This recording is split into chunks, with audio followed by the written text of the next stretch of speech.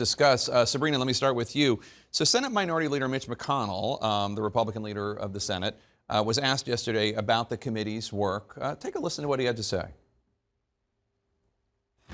I do think we're all watching, as you are, what is unfolding on the House side. And it will be interesting to reveal all the participants who were involved. Now, we should note, McConnell voted against the creation of this committee. On the other hand, he donated recently to Liz Cheney's campaign. She's running for re-election. She's the vice chair of the committee. What's the angle here? I'm not following.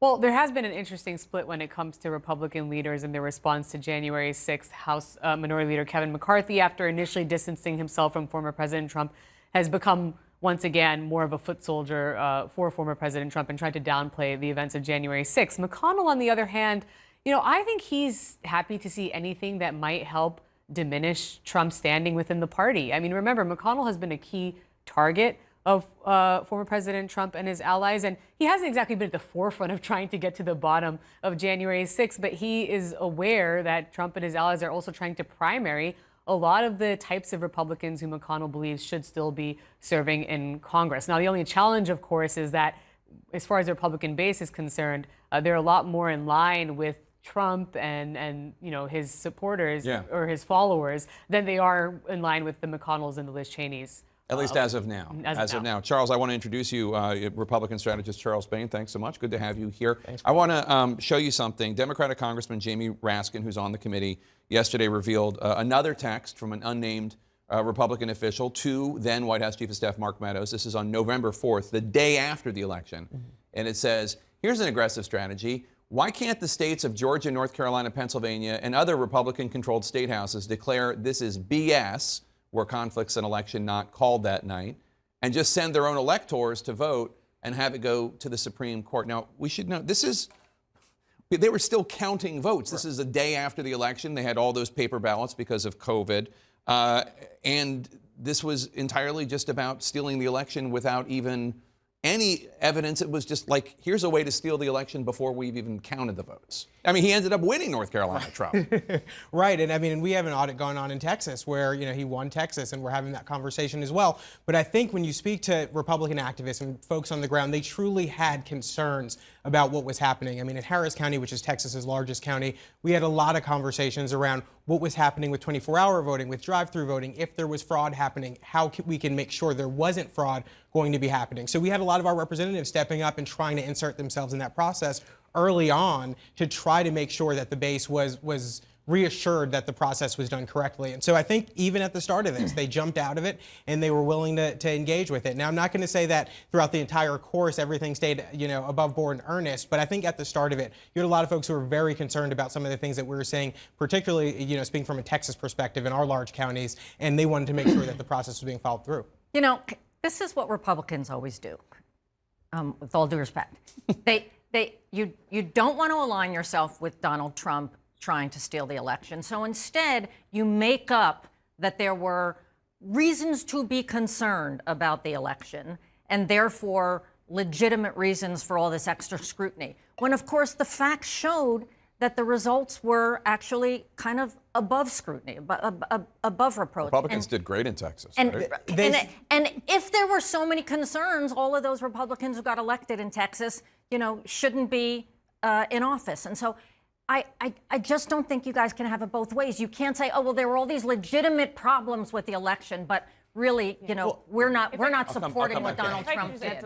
That text itself is why so many election security experts, why Democrats are increasingly concerned about, fortifying the Electoral Count Act, which is, a centuries-old law, and essentially it would, if they were able to fortify it, it would help with protecting the certification process, because election security experts I've talked to say that they are worried that there could be Trump loyalists that gain power in states like Georgia, and then they ultimately decide that they want to send a totally different slate of electors to Congress. And then if there are enough Republicans who, we saw that more than 100 Republicans voted against certification, that then in a future presidential election, they could decide to do that again. Yeah. It's not just, they don't even have to overturn any law. Right, and it's not a crazy congressman sending a text to the chief of staff. It's actually them putting pressure on the ground to election officials to do this. Did you want to say something? I did. Well, I just want to jump in because I think there's a common misconception that all of the fraud that Republicans allege is coming from Democrats. In Texas this week,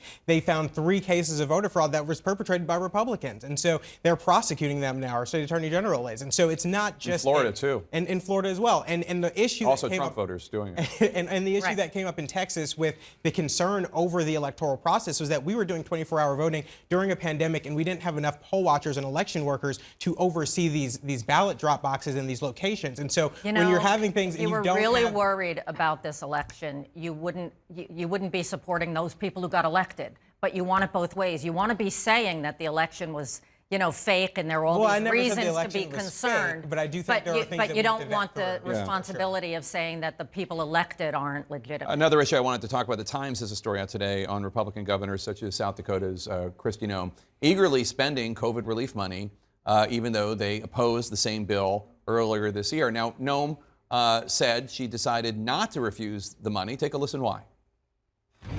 I have had people ask me from time to time in the state, Kristi, why don't you just give the federal money back? It will be spent somewhere else other than South Dakota. It'll be incurred by the country, and our people will still suffer the consequences of that spending.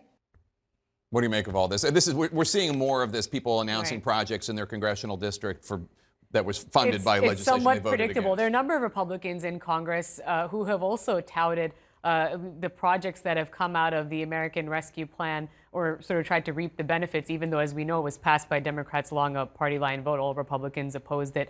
And I think you're going to start to see it with the infrastructure bill as well. There were some Republicans at the state level who did welcome this assistance, and I think it goes back to the idea that the impact of the pandemic is still being felt very much across the country in terms of its economic impact, what we've seen with the lingering issues with inflation, supply chain, on schools, on hospitals. And so I'm not surprised that a lot of Republicans still feel the need to try and, express support or act like they're actually, benefiting from these projects or part of helping create these projects, even though, of course, they're going to continue to hammer President Biden over the size of that bill.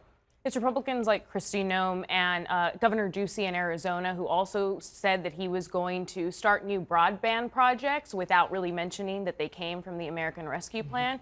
Though it's those Republicans that Chairman Yarmuth told me, the budget chairman in the House, said that he thinks that Democrats need to be hammering Republicans hard for not putting up the votes for those bills, but then deciding to go to the American public and tout the benefits and tout them on the stump.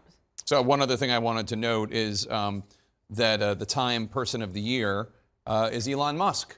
And he was just named Person of the Year. Senator Elizabeth Warren not happy about that. She tweeted out, let's change the rigged tax code so the Person of the Year will actually pay taxes. Musk will actually face a large tax bill this year. He responded this way, you remind me, and this is on Twitter, of when I was a kid and my friend's angry mom would just randomly yell at everyone for no reason. Don't call the manager on me, Senator Karen. I will pay more taxes than any American in history this year. Don't spend it all at once. Oh, wait, you did already.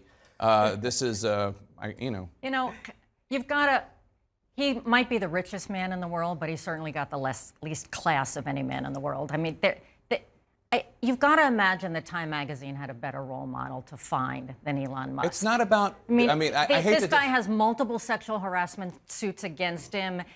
He's notoriously a bad employer. Like, money doesn't mean everything. And it's just, I find it appalling. And good for Elizabeth Warren to take him on. It's not the person we admire the most of the year, right? Yeah, I mean, they made Hitler Man of the Year once. It's the most important person, right? And why is he important? Because he's rich. Well, no, because of the innovations that he has made. I mean, if you look at Senator Warren's track record and compare that year to year to Elon Musk's, I mean, he has moved this country forward leaps and bounds more than she has. His track record in innovation, I don't know if the that's wealth true. that he has generated for individuals, all the work that he's done. He didn't invent the electric car, by the way. I didn't say that. He also didn't invent space satellites, but he got a lot of government subsidies to put them up in the air. But I can see this is a good match for future panels. So thank you so much, and everybody for being here. Really appreciate it.